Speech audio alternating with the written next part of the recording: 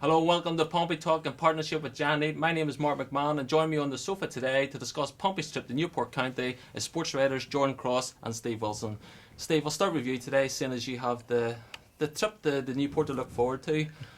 Another easy game, is it, on the cards for Pompey away from home? Yeah, why not? It's a 5-0 win, probably. Yeah. Oh, don't go there again. We'll come to motivation on Pompey videos in a moment in Newport County. Yeah, but, Newport have not had a brilliant. I was joking. Newport have not had a brilliant start to the season, but there's. Oh God, I'm slipping into manager speak. There's no easy games in this division. There aren't. Pompey will not find a team they will play against this season where they just completely steamroller them. I don't think. There's always this talk about needing to earn the right to be able to play your good passing football. I'm pretty sure that will be the case at Newport County. They're a tough side to play against, as we'll come on to in a minute, no doubt. They've not had a brilliant start to the season. That's obvious. They're down there at the bottom. So it's an opportunity for Pompey to continue what is becoming an increasingly impressive away record. And I don't see any reason why they can't go there with a positive frame of mind and go and get another win. To be honest, because if you're looking at it, you can say, yeah, well, that's a tough game. On paper, Pompey should win this because they are at the top end of the division. They've had a far better start than Newport County. They're a team in form, and Newport aren't. Jordy, is there a risk of fans and players taking a bit of complacency at this type of game? Newport bottom of the league, Pompey's away record is superb this season.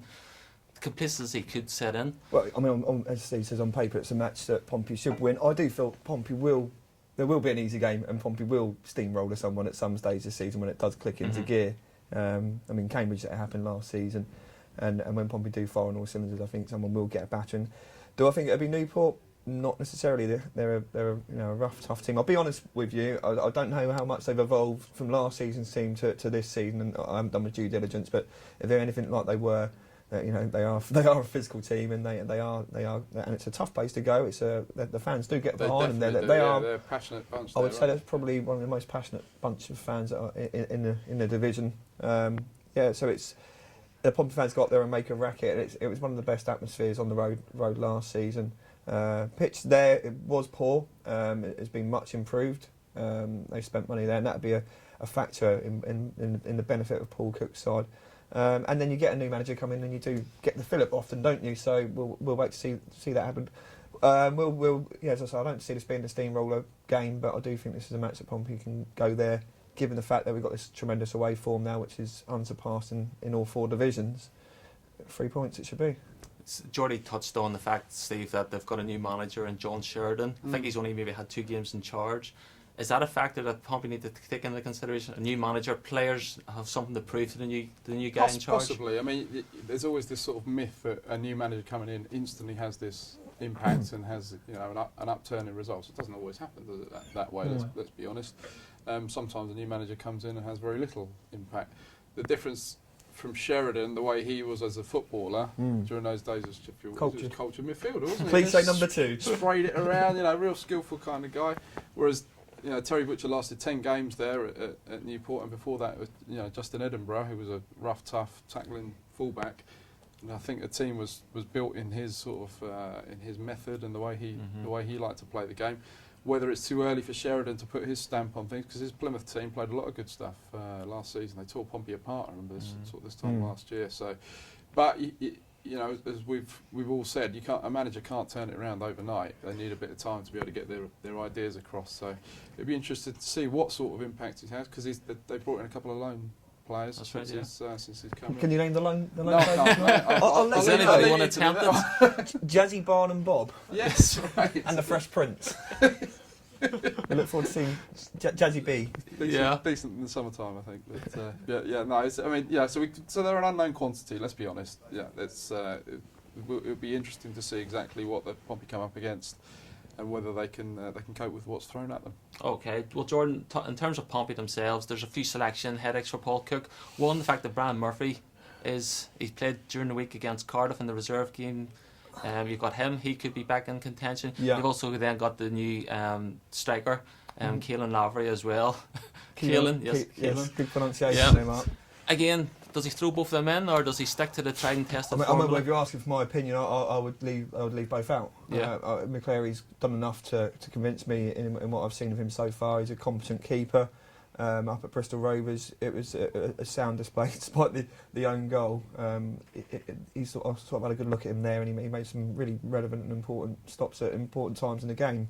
I haven't seen him. I saw the Exeter game, and I haven't seen the last couple, but.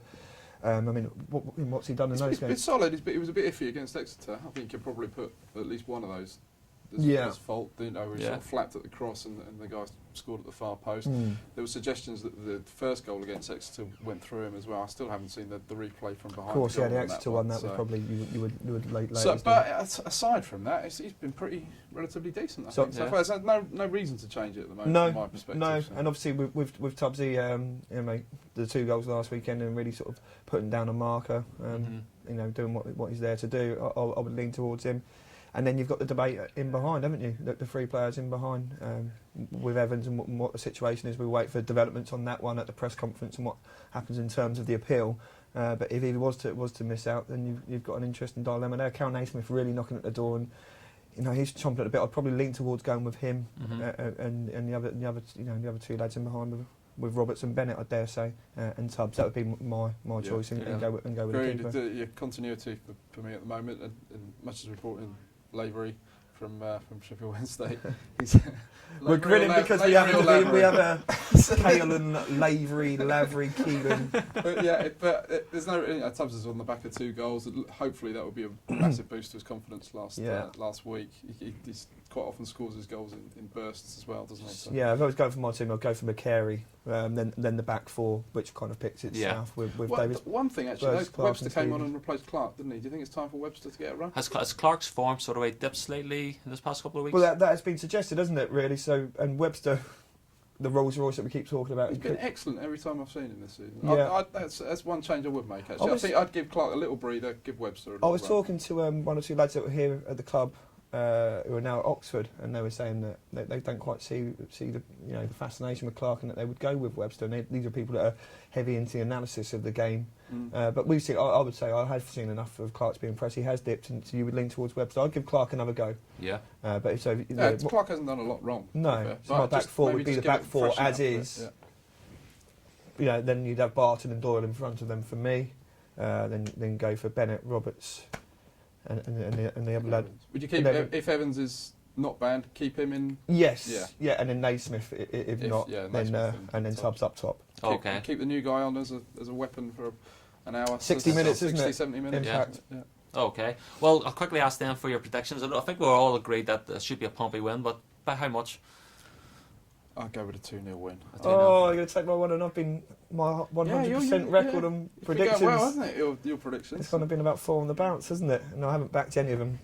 No. You've taken the 2-0. Okay, I'll go for 3-1. 3-1 then. Okay. We got to touch on the last time we did a video. Yes. On the preview of Newport County. I'll let you tell the story. Okay, well I was the one that was there in the end, but it was you and me, wasn't it? We're doing the video previews as are quite popular. And Justin Edinburgh was in charge there, and we had the temerity in the video preview to label Newport County a physical team, wasn't it? And this was Newport County. You ended up with 9 men in the previous game.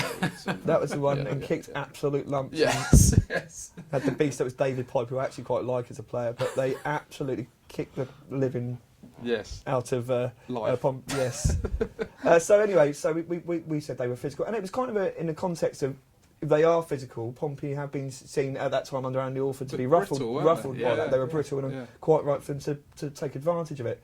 Anyway, the game plays out. Newport win the game, and we're doing the post-match interviews. And Justin Edinburgh comes up and takes a look at me and says, oh yeah, hello mate, yeah, we heard you. We heard you on the video preview. You cost your team victory. What? It was all Jordan Cross's fault. Yeah. So basically the fact that I said me and Steve said they were physical was the reason that Pompey lost the game. One of the most bizarre rants. Everyone kind of stopped and looked around and like, do you know him? I was like, I've never actually met the guy before. It's the first time you've ever been a motivational tool. Yeah, I've been a tool many times. You stole my line there. I'll set him up. Oh, okay. Well, a lovely anecdote there, Jordy. Before we head on, Steve, just want you were down at the training ground on Tuesday. We've done a few behind the scenes Pompey Talks down at down at the training ground actually. You were there on Tuesday. You interviewed Kyle Bennett. You did a few skill sets as well. We've got a couple of things coming to the website in the near future. One's a behind the scenes look around the training ground, hosted by Michael Doyle in a through the keyhole style. No, it's not quite like that. But a lot of people don't know how it looks at the training ground. It's nice to see, sort of get a feel of what it's a new place, what it's like rejuvenated, down isn't it? And I've also done a bit with Carl Bennett, who was very kind to show us a few of his skills in how you get past players and how to beat men on a pitch. Some nice close-up camera angles and stuff. So it's something a little bit different. Hopefully people will enjoy. And just to confirm, he was trying to get the ball around you or an actual professional footballer. Well, I showed him the. Because bear in mind, you showed him. Let me tell you, this is honest truth. We were coming up with ideas of which ones to use, and I said, "What about the Ozzy Ardiles one from Escape to Victory?" And he said, "What's Escape to Victory?" The one where he flicks it over the back of his head. So I then had to try and do it in my shoes to show him what I was doing. Oh dear! I had to go with it. That would have been one for the outtakes, wouldn't it? Second time around, didn't quite work. He was obviously a little bit better than me. Yeah. Was he impressed with the skills? Not really. No. I think I'd leave those to Kyle. He's skills school with Steve Wilson. He seemed a lot better at it than I did. Mind you, if you had to get round Steve Wilson, you're up against it there, aren't you? Exactly. You may as well have Jan Moby stand beside you as well. I was more disappointed he didn't know what Escape to Victory was. Yeah. But there you go. Okay, well here, let's have a quick preview of what's coming up next week.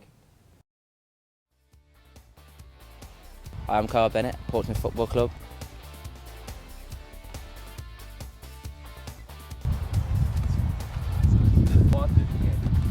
That's it. Some nice skills there, Steve. Thanks, mate. Or not. You never lose it. I always think you're born with that kind of talent. If you never had it, you never had it to lose it. I'm still blaming my shoes. That's all I'm sticking to. So yeah, and also the telepathic understanding we had on those Rocco days, Steve. Yeah, still firmly in place. We'll get you down for the next one too. Oh, okay, I'll take it back. Take it back. Okay, you can see Pompey Talk uncovered next week at portsmouth.co.uk. My name is Mark McMahon. You've been watching Pompey Talk in partnership with Jan Leap. Goodbye.